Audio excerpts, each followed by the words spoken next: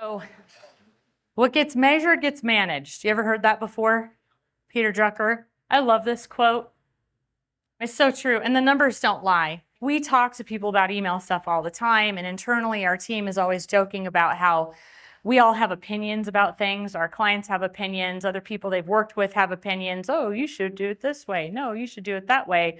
And man, we're all full of opinions, and that's great. But the reality is the only way I know how to tell if something's working is by looking at the numbers. It's either working or it's not. And the other thing we say internally a lot is average results are for average people doing average things.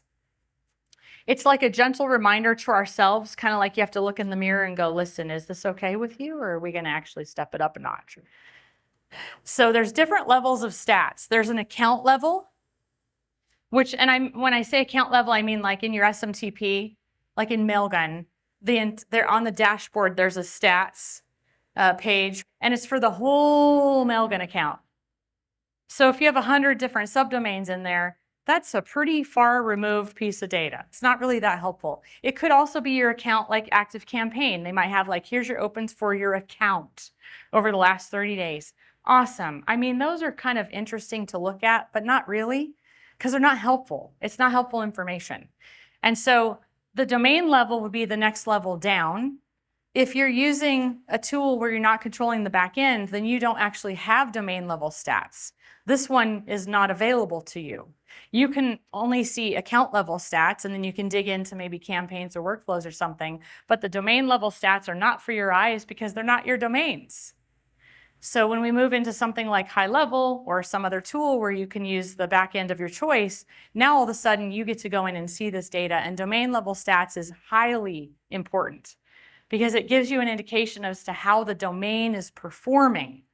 So if you have a high bounce rate with the domain or a high complaint rate with the domain, that is extremely important information.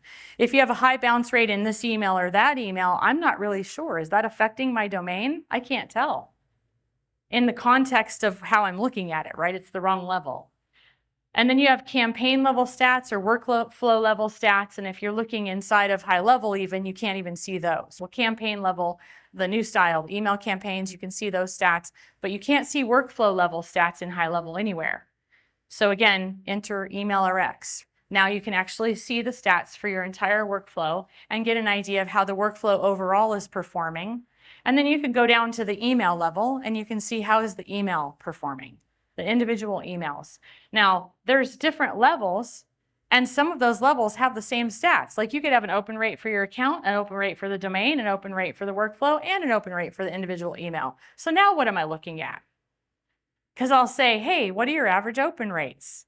And then they'll name some stuff. And then we get on a call and we start looking at stuff and we start looking at the emails. I'm like, okay, so I remember you were telling me X, but it looks like it's actually Y.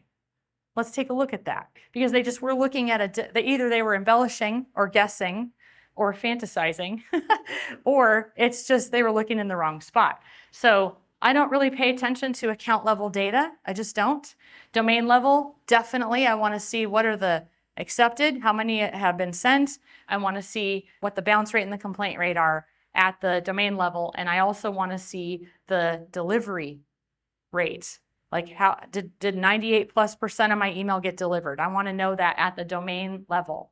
How is the domain performing? At the campaign or workflow level, assuming there's like multiple emails and those kinds of things, definitely interested in seeing what my open rates are for those. Not necessarily bounce or complaints, because I don't even know which email we're talking about, like which email is ticking somebody off. So I just want to kind of look at generalities at the workflow level. And then at the individual email level, I'm looking at opens, how did this email perform versus that email?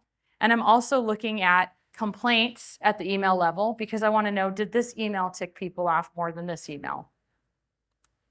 So let's talk about how score is kept in this context.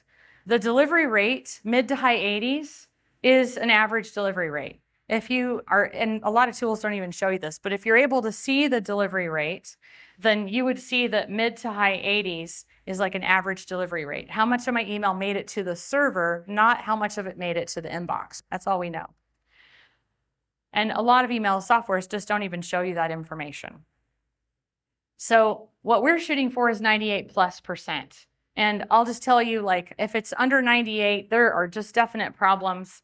There's probably problems if you're even over 98 sometimes. It's good to just monitor and understand what you're looking for. Our clients, we're shooting for 99.5, 99.6, 99.7, something like that is usually pretty much what we're going to find when we get everything kind of in place.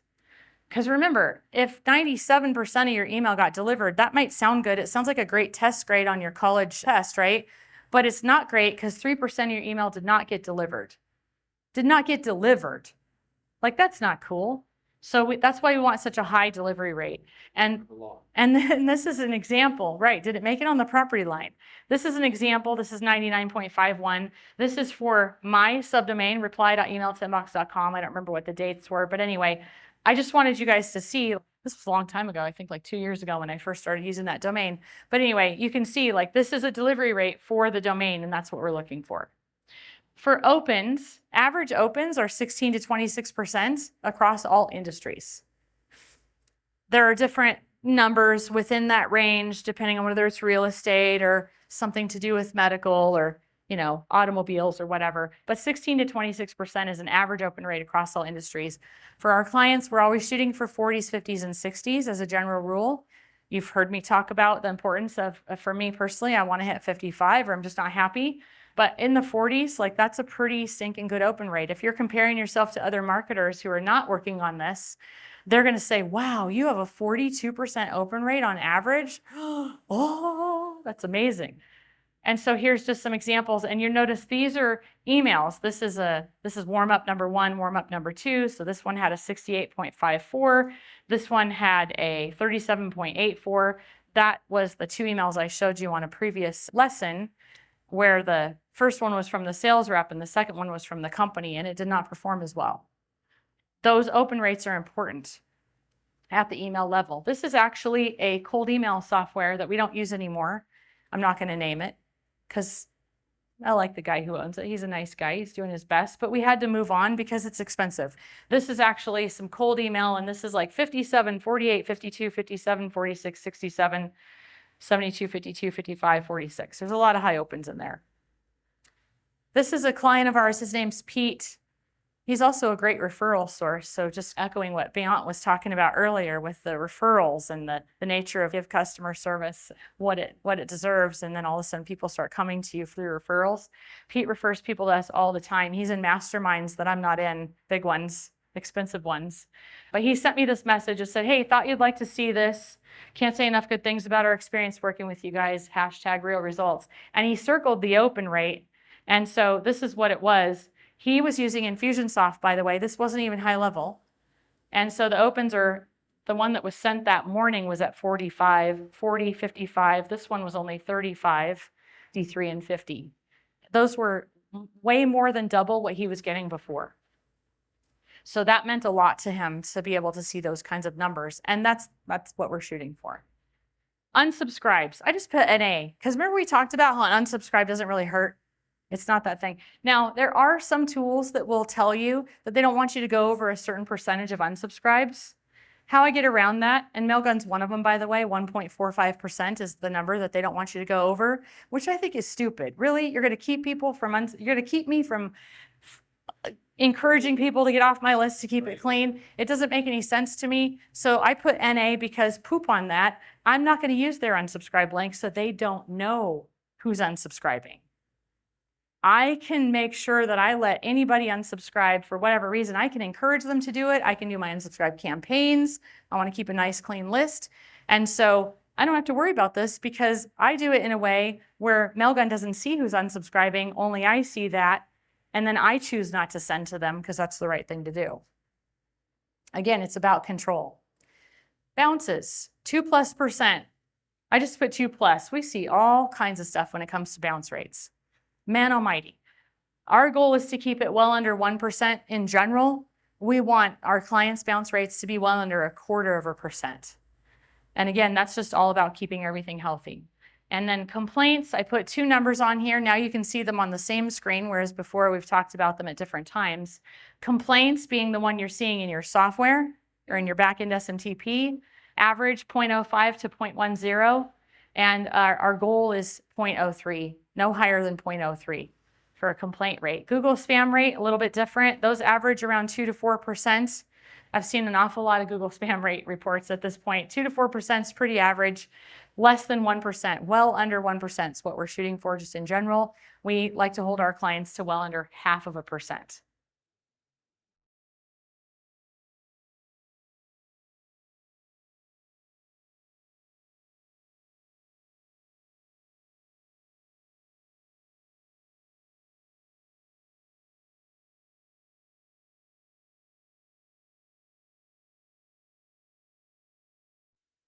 This is the software that kind of shows like how you can see all of this a lot simpler.